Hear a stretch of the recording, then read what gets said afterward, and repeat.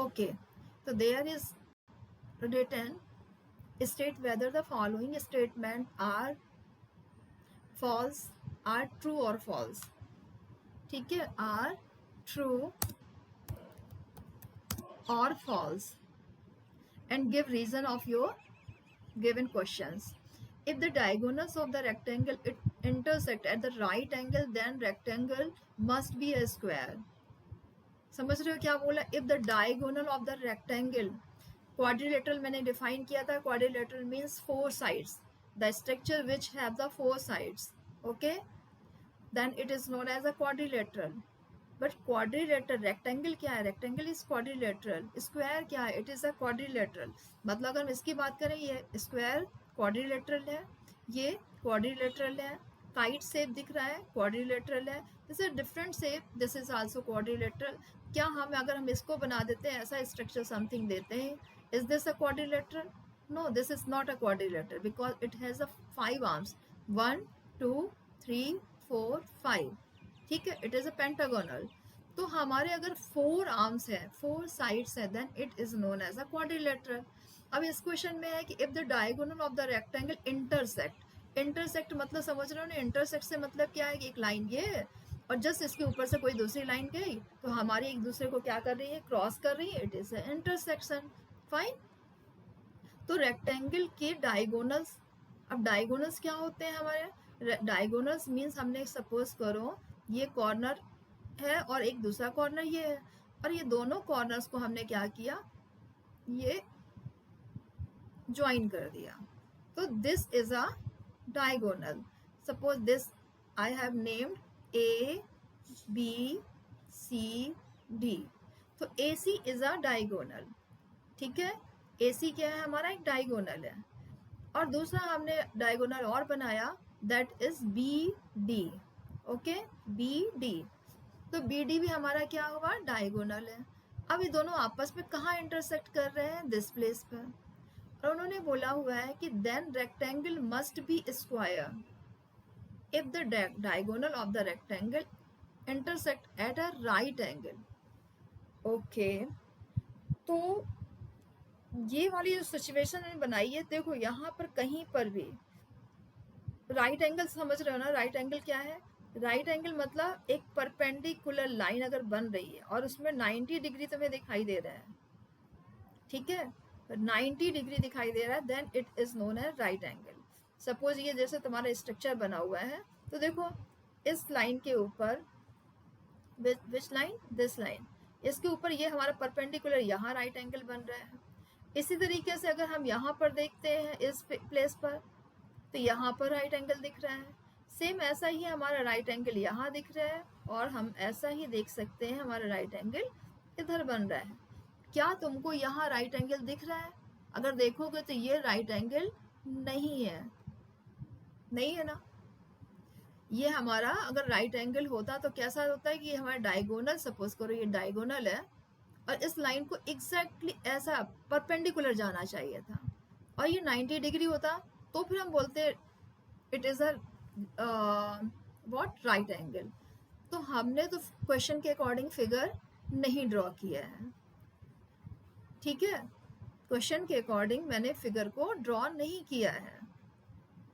It means अगर हमारा square, square की बात कर रहे हैं ना क्वेश्चन में, वो कि वो क्या होता? स्क्वायर होता. वेट अ मिनट,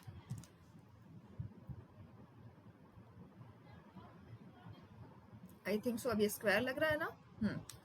तो if the diagonals of the rectangle, उसने बोला था कि must be a square, must be a square. Square बनाकर देख लेते हैं क्या ऐसा होता है कि नहीं होता. तो हमने ये ज्वाइन किया इसको यहाँ पर, और इस पॉइंट को इस एपेक्स से ज्वाइन कर दिया.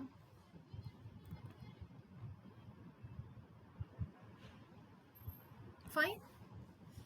इस फिगर में और इस फिगर में नोटिस करो, जो रेक्टेंगल है इसके डायगोनल में यहाँ परपेंडिकुलर लाइन नहीं दिख रही है. थोड़ा कैसा है वो, ऐसा हो रहा है ना जैसे लाए कर रही है दूसरी तरीके, मतलब हमारा 90 से ऊपर जा रही है. अगर ये 90 होती तो समथिंग ऐसा परपेंडिकुलर बनता, तब ये 90 होती, लेकिन ऐसा नहीं दिख रहा है इस वाले में, because it is a rectangle.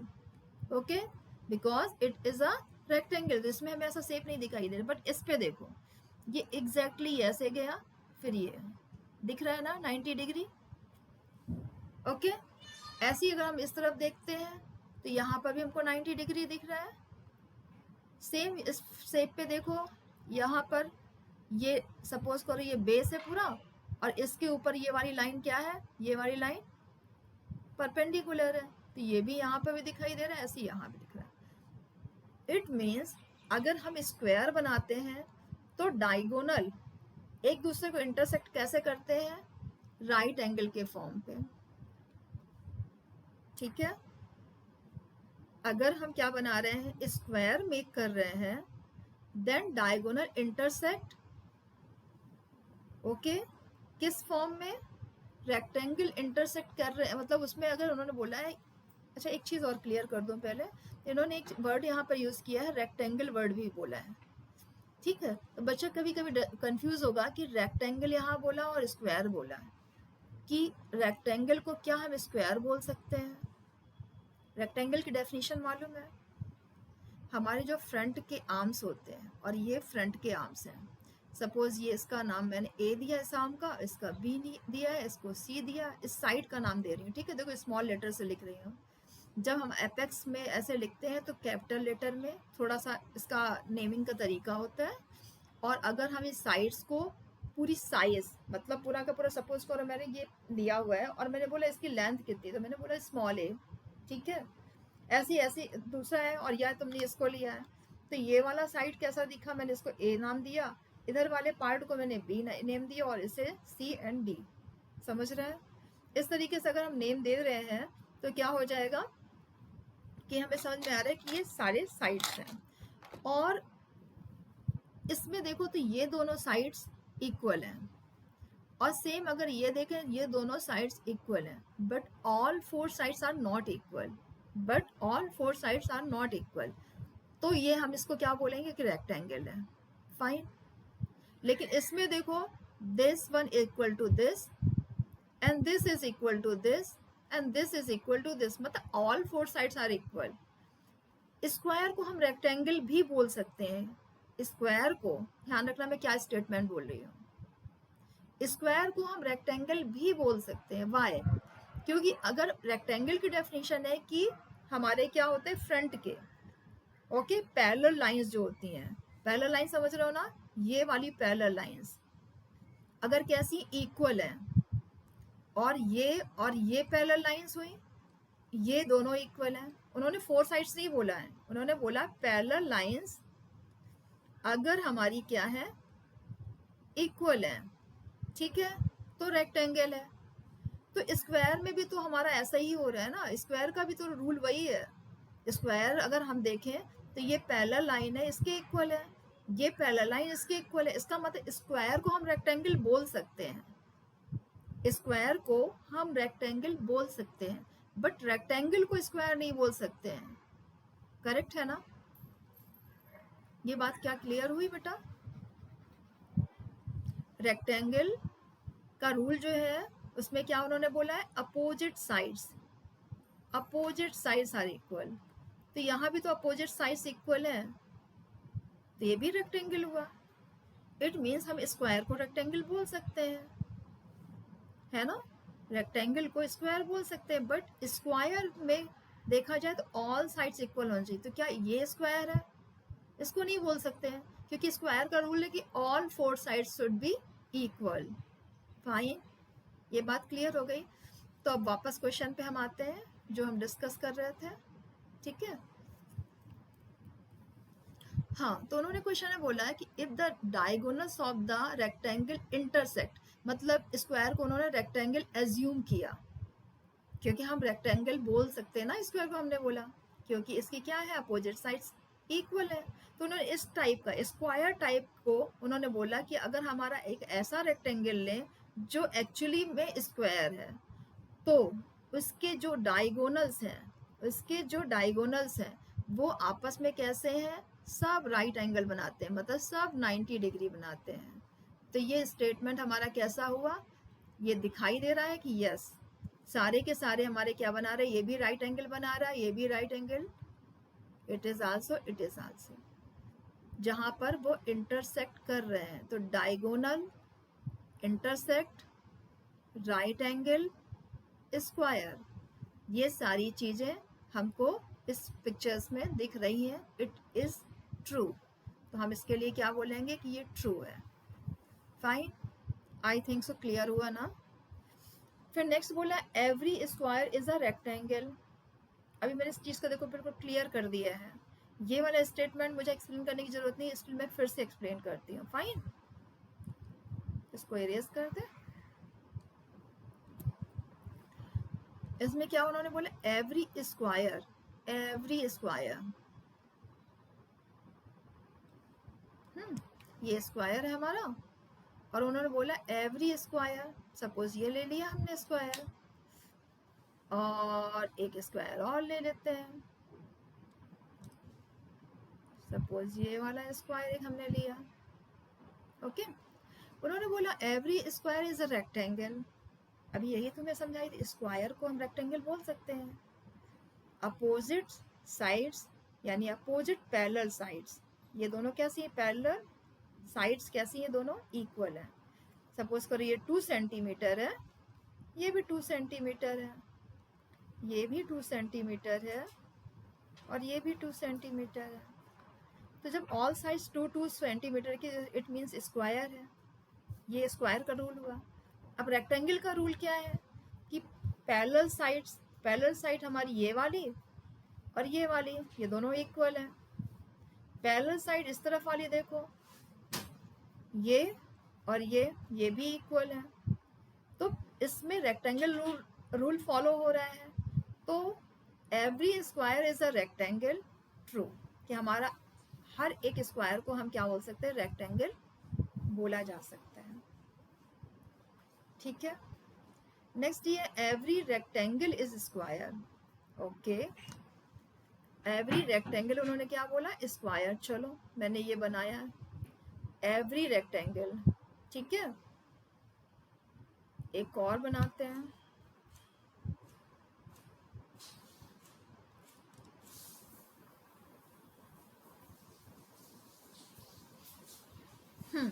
क्या ये स्क्वायर है, इसके ऑल साइड्स इक्वल दिख रहे हैं, क्या इसका ऑल साइड्स इक्वल दिख रहा है, no, means every rectangle, every rectangle is square, false.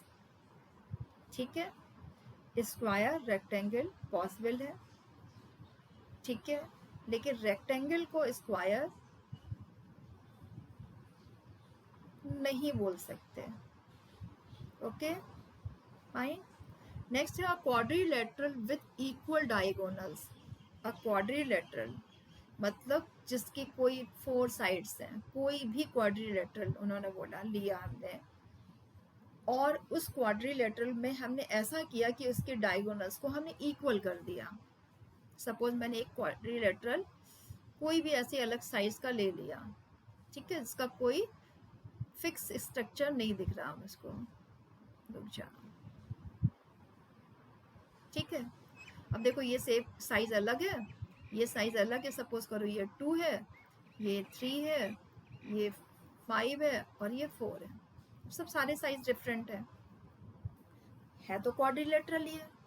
ये भी क्वाड्रिलेटरल है, ये भी क्वाड्रिलेटरल है, ये भी क्वाड्रिलेटरल है। फाइन, तो ऑल दीज आर क्वाड्रिलेटरल्स। अब उन्होंने बोला है क्वाड्रिलेटरल्स विद इक्वल डायगोनल्स। चलो हम डायगोनल्स से बनाते हैं। मैंने ये डायगोनल बनाया, डायगोनल हमेशा एपेक्स से ही इंटरसेक्ट करते हैं, ये हुआ। ठीक है, तो क्या तुमको ये वाला डायगोनल और इस डायगोनल का साइज सेम दिख रहा है, नहीं ना। लेकिन उन्होंने इसमें कंडीशन अप्लाई करी है, क्वाड्रिलेटरल विथ इक्वल डायगोनल। आप कोई क्वाड्रिलेटरल जो बना रहे हो उसका डायगोनल कैसा होना चाहिए, मस्ट बी इक्वल। ठीक है, एंड 4 राइट एंगल, और उसमें 4 राइट एंगल्स होने चाहिए। Okay, must be a square.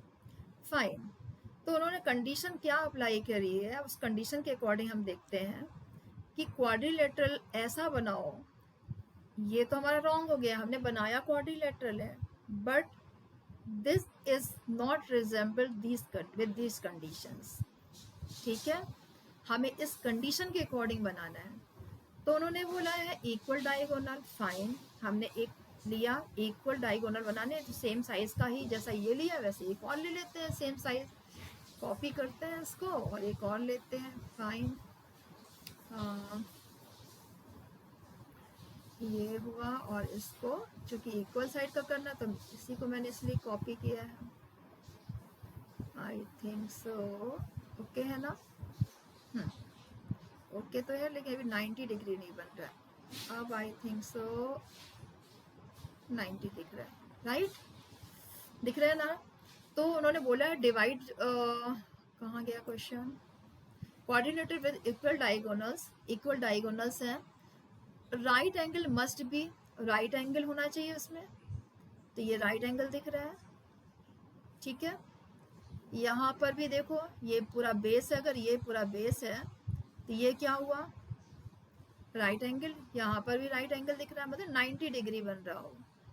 अगर यही लाइन ऐसी बनी हुई है और ये लाइन ऐसे चली गई तो देखो 90 डिग्री नहीं बन रहा है, ये 90 डिग्री नहीं है, समझ में आ रहा है ना। ये बड़ा है 90 डिग्री से, हमारा 90 डिग्री अगर होता तो ये ऐसे जाता, तब 90 डिग्री यहाँ पर बना दिखाई देता इधर। ओके, तो दिस वन इज ओके। अब उन्होंने आगे क्या बोला है कि अगर ऐसा है, ये कंडीशन अगर मीट करती है, मतलब अगर मैंने ऐसा कुछ स्ट्रक्चर बनाया, फिर उसको कॉर्नर को ज्वाइन किया, कॉर्नर को फिर हम क्या कर रहे हैं, ज्वाइन कर रहे हैं।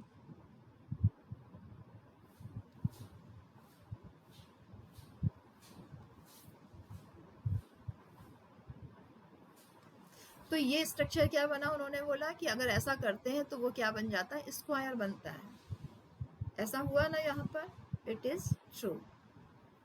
तो याद रखना कि क्वाड्रिलेटरल विद इक्वल डायगोनल, ऐसा कोई क्वाड्रिलेटरल जिसकी डायगोनल्स इक्वल है, ये डेफिनेशन भी याद कर लो, ऐसा क्वाड्रिलेटरल जिसकी डायगोनल्स इक्वल है और साथ ही साथ में वो क्या करता है, एंगल उसके कितने हैं, मस्ट बी 90 डिग्री, तो हमारा रेक्टेंगल है।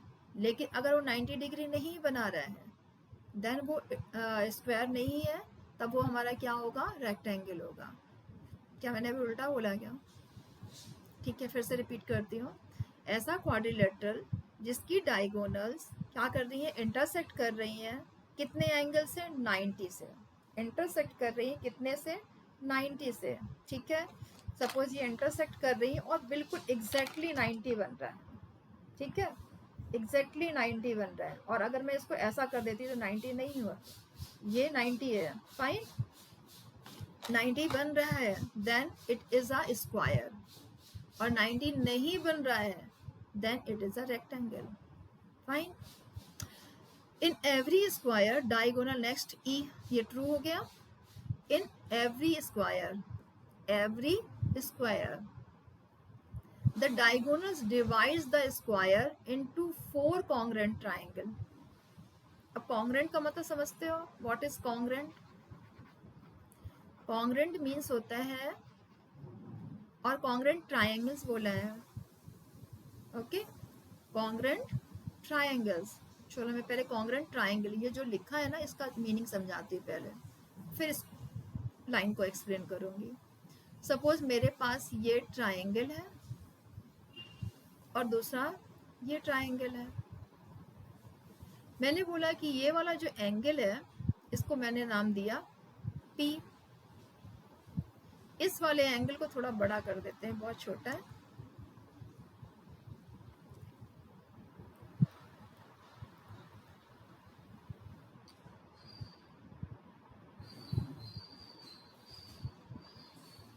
ठीक है। तो सपोज ये वाला एंगल जो है हमारा A है, A डिग्री है, और ये एंगल भी A डिग्री है, इधर वाला एंगल जो है वो B डिग्री है, इस एंगल को मैंने बोला B डिग्री है, और ये वाला एंगल C डिग्री है, और इसमें भी C डिग्री है।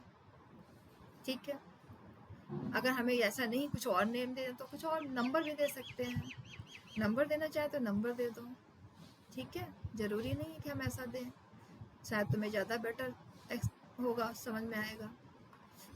सपोज इसकी जो एंगल वैल्यू है इसकी ये 60 है, ओके। ये वाला एंगल है हमारा सपोज ये 50 है, ठीक है। तो 60 हुआ एंड 50 हुआ, बचा कितना हमारा 110, तो ये हो गया, बचा हुआ एंगल 70। तो ये हमारा एंगल कितना 70 है। क्यों मैंने यहाँ 70 लिखा, 80 90 और कुछ क्यों नहीं लिखा पता है? इसलिए क्योंकि हमारा एंगल 1 एंगल 2 एंगल 3 इनका sum angle 60 plus angle 50 plus angle 70, इसका सम किससे ज़्यादा नहीं आना चाहिए, 180 होता है। इससे ज़्यादा नहीं जाना चाहिए, इससे कम नहीं होना चाहिए, एग्जैक्टली 180 होना चाहिए। आप इस किसी को भी आगे पीछे करो, अगर हम इसको 30 कर रहे हैं, ठीक है, तो इससे फिर ये तो इसका मतलब ये वाला एंगल बड़ा होगा। तो हमारा सपोज करो कि ये 80 है प्लस 70 है, अगेन आ गया 180। या फिर हो सकता है ये 30 है और ये वाला हमारा 60 है, तो ये वाला एंगल हमारा इंक्रीज हो जाएगा। यहाँ से मैंने 20 कम किया, 7 8 9, तो ये 90 हो जाएगा, तब 180 आएगा। तो हमारे एंगल 3 एंगल्स का सम क्या आना चाहिए, 3 एंगल्स का सम 180, ठीक है। तो इसी वजह से मैंने ऐसा किया। ऐसे ही मैंने यहाँ पे दिया कि इसका वैल्यू 60 है, ये 70 है एंड ये 50 है। तो हमने दोनों ट्राइंगल को देखा कि भले ही कैसे एंगल हम देखें, आगे पीछे उनकी वैल्यू, इधर वाला लेफ्ट वाला यहाँ 60, इधर लेफ्ट वाला 50 है, राइट वाला हमने देखा 60 है, राइट वाला एंगल 50 है, इससे कोई प्रॉब्लम नहीं है। देखिए हमने देखा तीनों एंगल जो देख रहे हैं, इसमें भी एक 60 दिख रहा है, इसमें भी एक 60 दिख रहा है, इसमें भी एक 50 है, इसमें भी एक 50, इसमें भी एक 70, इसमें भी एक 70 है। इसका मतलब ये दोनों ट्राइंगल्स क्या हुए, कॉन्ग्रेंट है। कॉन्ग्रेंट के लिए इक्वल जैसा लाइन नहीं लगाते, कॉन्ग्रेंट मतलब ऐसा साइन लगता है, ठीक है। एक सेकेंड रुक जाना। जब भी कॉन्ग्रेंट होता है, कॉन्ग्रेंट का साइन होता है, जैसे यूं फिर ऐसे करके ऐसे कर देते हैं, फाइन। तो इससे बोलते हैं कॉन्ग्रेंट। और समटाइम अगर नहीं बन रहा है डिजाइन तो मत बनाओ, सिंपली 3 लाइंस बना दो। 3 लाइन का मतलब ये दोनों ट्राइंगल कैसे हैं, कॉन्ग्रेंट है।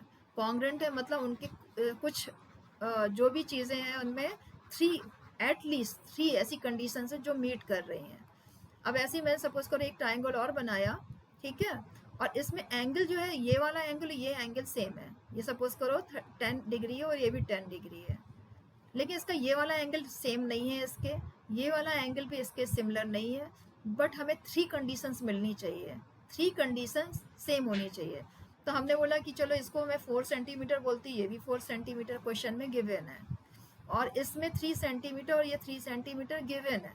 तो हमने बोला इसमें क्या है कि 2 साइड्स ऐसी हैं, दोनों ट्राइंगल की 2 साइड्स ऐसी हैं जो कैसी हैं, इक्वल है, और एक एंगल ऐसा है जो इक्वल है दोनों ट्राइंगल में। तो 3 कंडीशंस मिल गई, 3 कंडीशंस अप्लाइड। तो अगर हमें कोई भी 3 कंडीशंस मिल जाती हैं सिमिलर दोनों ट्राइंगल में, तो हम बोलते हैं वो ट्राइंगल क्या है, कॉन्ग्रेंट है। कॉन्ग्रेंट का डेफिनेशन समझ में आया? अब आगे मैं एक्सप्लेन करूं, अगर नहीं समझ में आया तो इसको अगेन सुनो, ठीक है, 2 से 3 टाइम सुनो, समझ में आ जाएगा, आई थिंक सो। नहीं तो मैं फर्स्ट से तो क्लास कंटिन्यू करूंगी, फिर मैं एक्सप्लेन करती, फाइन। तो क्या लिखा हुआ है, इन एवरी स्क्वायर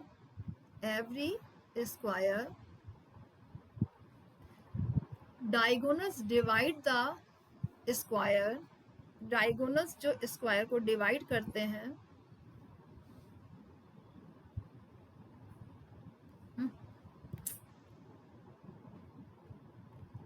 अरे यार, तो ये डायगोनल्स जो स्क्वायर कर रहे हैं, तो देखो यहाँ में ट्राइंगल दिखाई दे रहा है कुछ, एक ट्राइंगल ये है, दूसरा ट्राइंगल ये वाला दिख रहा है, थर्ड ट्राइंगल ये दिख रहा है, एंड फोर्थ ट्राइंगल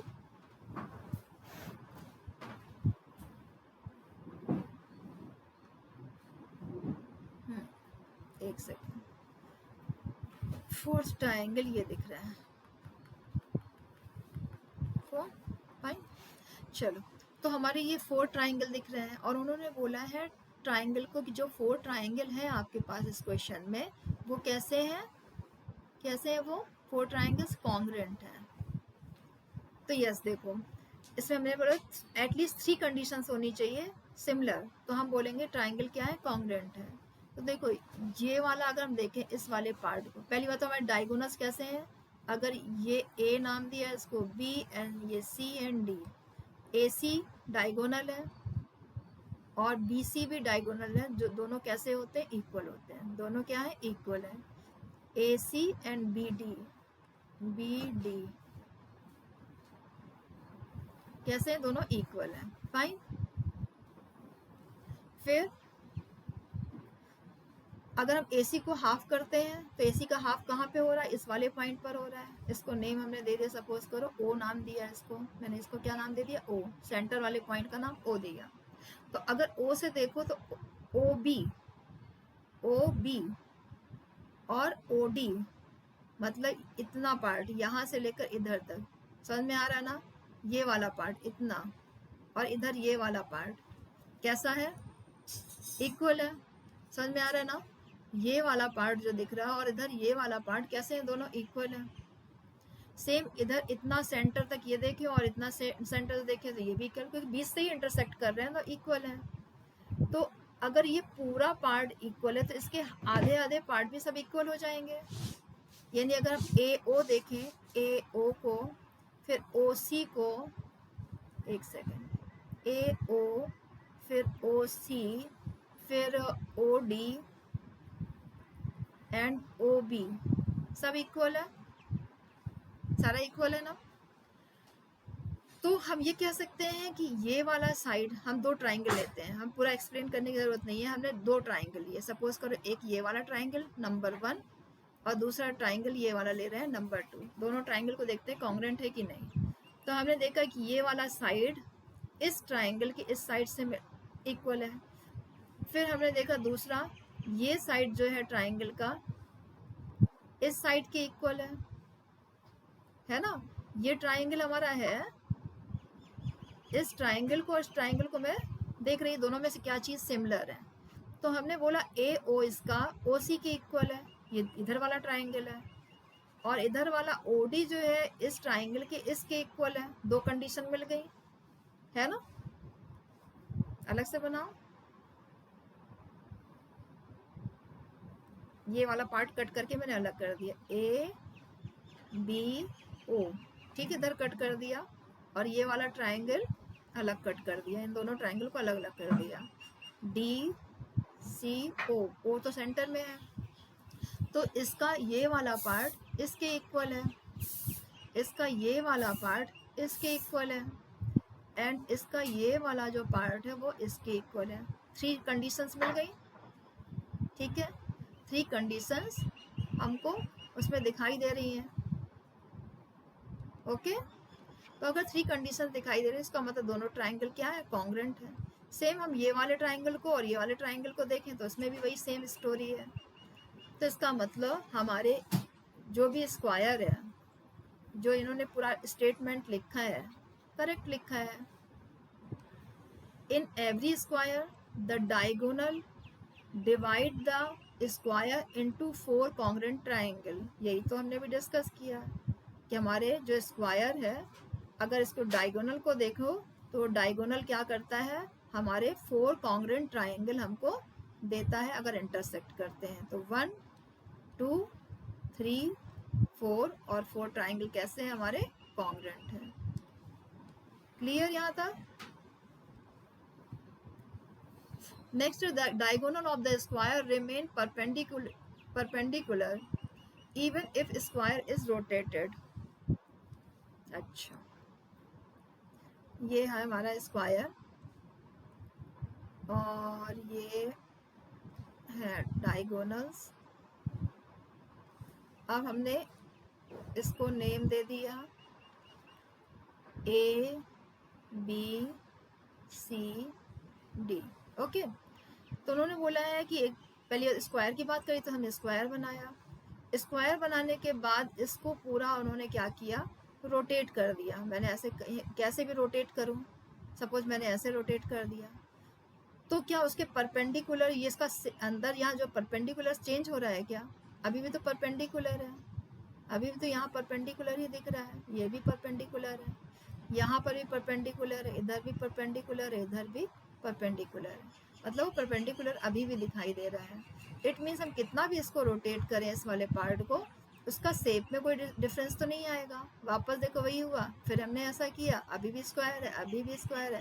वो यानी रोटेट करने में स्क्वायर का शेप चेंज तो नहीं हो रहा, right. It means the diagonal of the square remains perpendicular even if the square is rotated. It means ये भी क्या हुआ हमारा, ट्रू हुआ, करेक्ट है। ठीक है, अब ये हमारे क्वेश्चंस को एक बार अच्छे से देखना। ये जितने भी लॉजिक्स बताए हैं सारे लॉजिक बहुत इंपॉर्टेंट है, even class 8th 9th 10th, इसलिए हमारे लॉजिक ये पूरे क्लियर होने चाहिए। फाइन।